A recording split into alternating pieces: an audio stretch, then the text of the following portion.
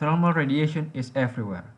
Perhaps the most common example that we can find around us is thermal radiation from the sun or solar thermal radiation.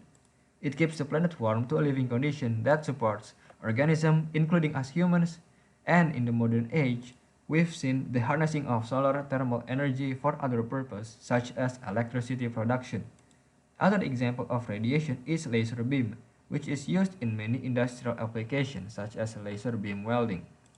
Humanity have been tinkering to control radiation to our advantage, and the key to that is to get just the right amount of it.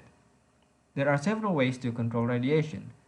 As an example, we can control the intensity of the radiation. However, while this is applicable in artificial thermal radiation, you cannot do so with solar radiation since you cannot change the surface temperature of the sun. Another way is to control the transmissibility to only let radiation from a certain spectrum to pass through. With that said, there is one other parameter that you can control to set the amount of radiation that you want, and that is view factor, which is the topic that this video will revolve around. And so with that, let me introduce you to the experiment that I have conducted. Hello there, my name is Farhan Umarnadi Pulukadang. My ID number is 131182009, and in this video I will be showing you my experiment that I have conducted for the subject Basic Mechanical Engineering Phenomenon MS3200. My experiment is radiative heat transfer between two parallel cylinders according to view factor. So I'm going to revise a bit on view factor. So view factor Fij is defined as a proportion of radiation leaving surface I that is received by surface J. So it is bounded by two laws, superposition and reciprocity law. As an example, I have a cube. So at the center of the cube, we have a sphere that emits radiation. And so if we're going to calculate the view factor between the sphere, so from the sphere to one side surface of the interior of the cube, then you would end up with 1/6 because one side only accepts 1/6 of the total radiation that is emitted by the sphere, right? Because in total there are six surfaces and all spaced equally. In the reciprocity law, if you're going to reverse the condition, if you're going to obtain the view factor between one surface of the interior of the cube to the sphere, then it's going to be bounded by this law. So you're going to have to involve the area of the area ratio between the one side of the surface of the interior of the cube and the sphere. So here's also another example that you can ponder upon. And also, when it comes to calculating view factor, this is the mathematical relation that will give you the exact value. However, for simpler shape, there are already readily available equations that you can use right away, and here are some equations that involve cylinders. And in this case, in this experiment, we are going to use the one here, this one, parallel cylinders of different radii. So for radiation with respect to view factor, so here is for the black body radiation, it is bounded by this equation. So here's the heat transfer rate. However, for the gray surface, you simply put the emissivity in front of the temperature of each respective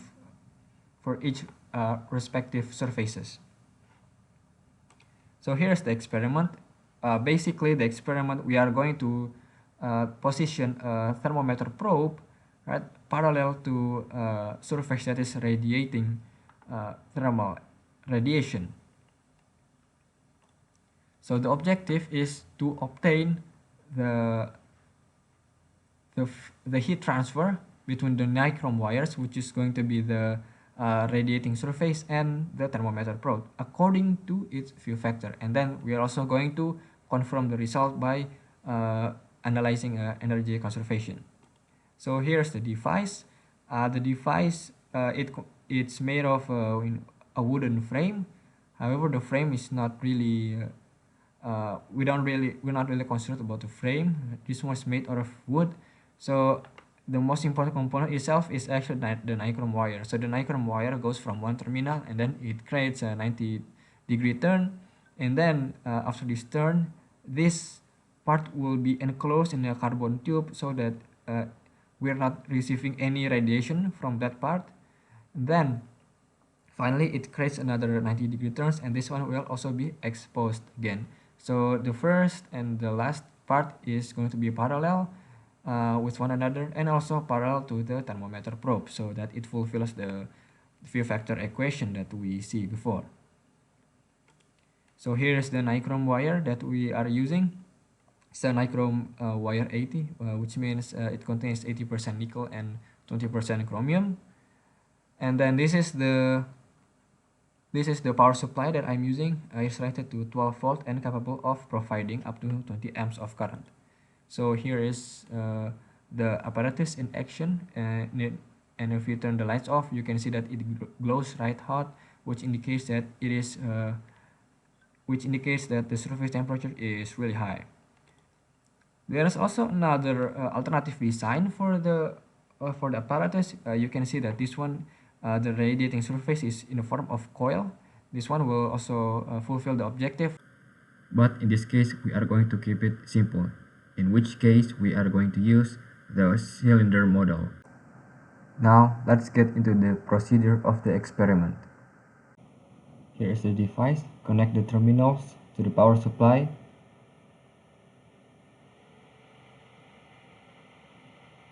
Next, you position the thermometer probe, in this case for the first mode, which is in the middle of the instrument, right in between the two exposed nichrome wire, and make sure that it is completely parallel. And this is how the final setup of the first mode should look like. Turn on the thermometer and take notes of the ambient temperature, and then turn on the power supply. It shouldn't take long before the nichrome wire heats up, and you can already see that it starts to glow red hot. And to ensure that it is glowing, you can turn off the light surrounding you, and you can see that it has glown red. While it takes a rather short amount of time for the nichrome wire to heat up, it takes a long time for the thermometer to reach its steady state temperature, so I did not bother recording the entire process. So after waiting for about 8 minutes or so, finally the system reached a steady state temperature of about 39.8 degrees centigrade. Because I did not record the entire process, here is the shot of the system only when it reaches steady state temperature.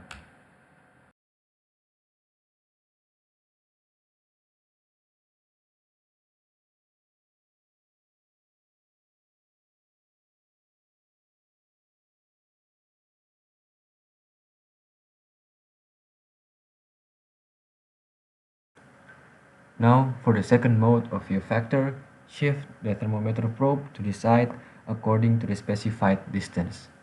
This is how the final setup of mode 2 of view factor should look like.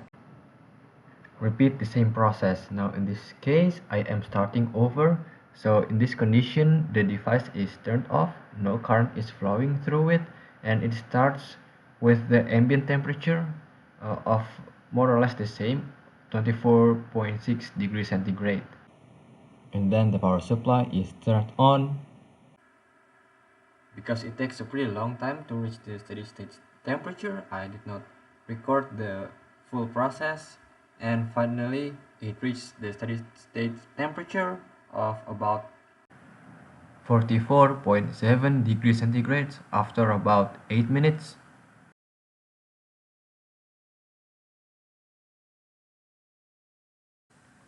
So here is the last mode of view factor. It has been positioned according to the specification of the view factor as shown in the picture above.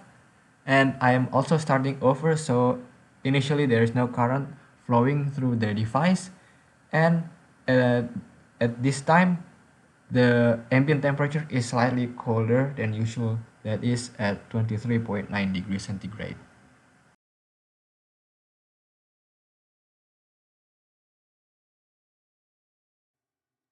After a while, finally the system reached a steady state temperature of 41.1 degrees centigrade. This shot is taken at a different occasion because I did not record the whole process of the system slowly from its initial condition going into its steady state. So this shot only shows the system at its steady state condition only. So moving on to the experimental data processing. From the experiments that we have conducted, we have already obtained a steady state temperature of the thermometer probe from each view factor mode. And then we can find the heat transfer between the nichrome wire and the thermometer probe. So we already have this equation, which is it calculates the view factor between two parallel cylinders of different radius but the same length. And so since we already have the specified length of each view vector between the distance of nichrome wire and the thermometer probe, we can get the view factor. There are two values because there are two nichrome wire. There are the ones on the right and on the left. However, it does not really matter which one on the right or on the left because in the end we are going to sum it up. So here we have all of the necessary data. We have the emissivity value of the nichrome wire, which is 0.95 at that particular surface temperature of 983 degrees centigrade. This is obtained from jacobsonline.biz, which provides an online calculator for nichrome wire surface temperature and also power consumption. And then here is the equation. So since we already know the length of the device and other dimensional data, we can just put in the number, and finally we get this. So this is the first objective. So at this point the first objective is already fulfilled. So, and then in order to confirm that this study is valid, so we're going to find all modes of heat loss, including the first objective, that is the heat transfer from the nichrome wire to the thermometer probe, and then we are going to sum it all up and then compare it to the power consumption, that is 137 watts.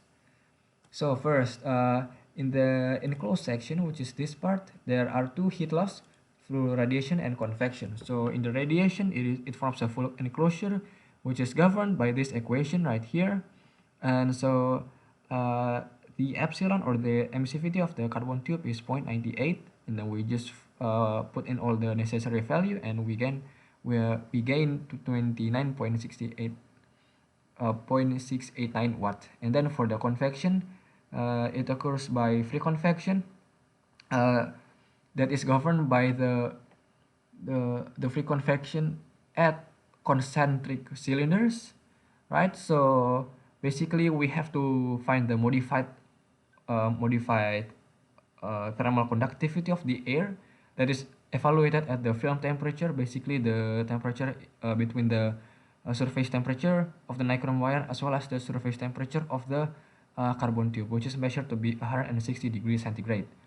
And so, but there are also conditions that basically if the modified Rayleigh value is below 100, in which that is the case, then the thermal conductivity will not be changed. So at the end we get that the convection heat loss is 14.91 watt.